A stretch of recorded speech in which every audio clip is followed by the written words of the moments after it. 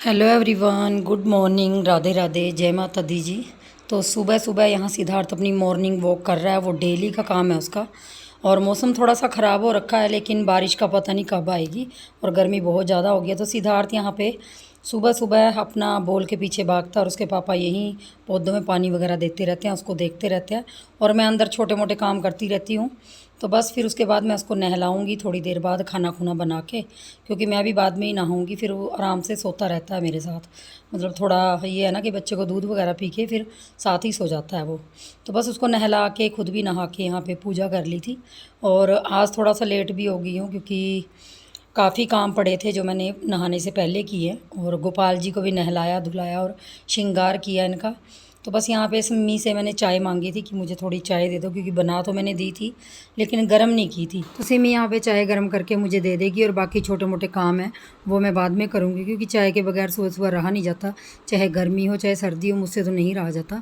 तो यहाँ पे सिमी ने अपनी बुकों का खिलारा डाल रखा है, आपको दिख रहा होगा सामने, क्योंकि कल से उसने स्कूल जाना है। तो स्कूल की तैयारी होगी जाने की, क्योंकि 30 छुट्टियाँ बीत गई हैं और इतने दिन बाद स्कूल जाना बच्चों को अच्छा भी नहीं लगता। तो बच्चे थोड़ा सा वो करते हैं, लेकिन सिमी बड़ी क्लास में हो गई है तो उसको टेंशन भी होती है कि मुझे स्कूल जाना है।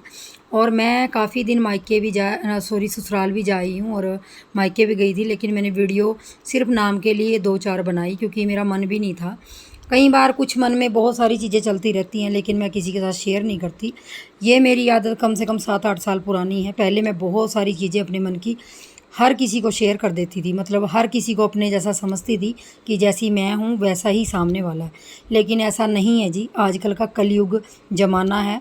ख़ासकर अपने ही जो आसपास के लोग होते हैं ना, आपकी छोटी छोटी चीज़ों को बड़ा बना के वो अगले बंदे को बताते हैं, और फिर उन चीज़ों का एक कहते हैं ना कि आग लगाने वाला काम होता है, बस वही लगाते हैं।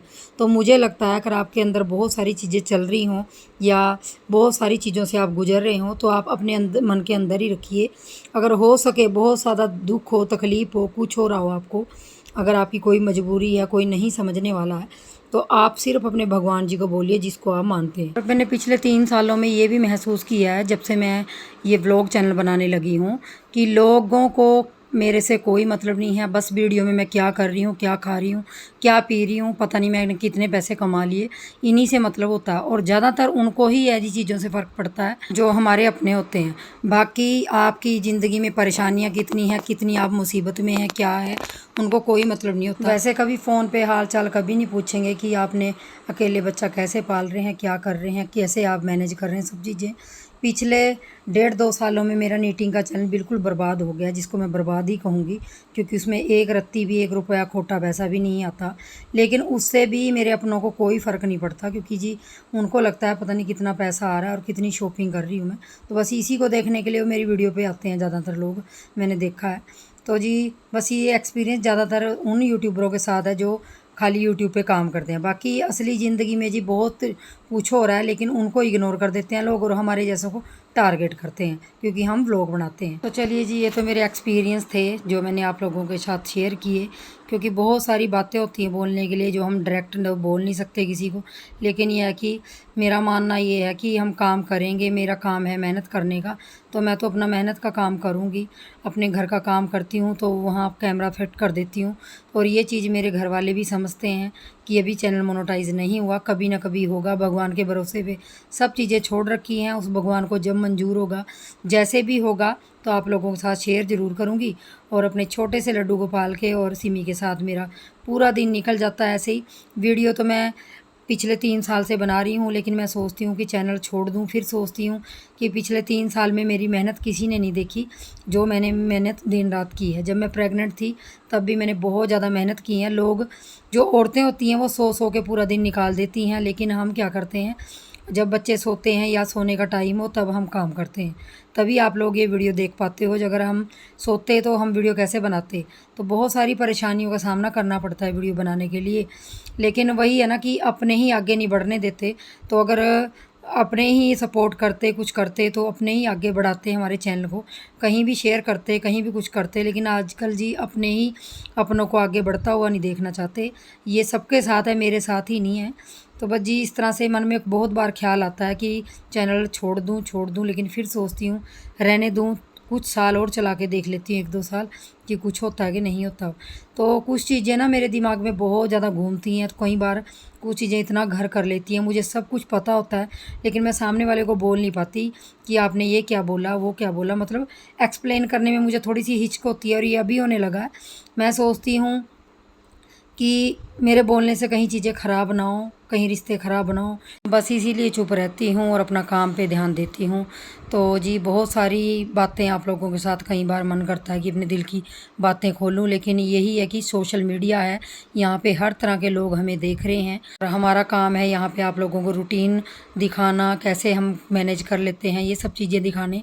लेकिन वही है कि व्लॉग है, कई बार अप डाउन होता रहता है, ज़िंदगी में बहुत सारी चीज़ें ऐसी होती रहती हैं जो हमारे आउट ऑफ कंट्रोल हो जाती हैं, तो कई बार मन से निकल भी जाती हैं बहुत सारी चीज़ें। लेकिन जी, मेरी एक आदत है, मैं हर चीज़ हर किसी के साथ शेयर नहीं करती। ये मेरी बहुत पुरानी आदत होगी। अगर मैं बीमार भी पड़ी होंगी तो मैं बहुत कम शेयर करती हूँ किसी भी रिश्ते के साथ, चाहे वो मेरा कितना ही खून का रिश्ता क्यों ना हो।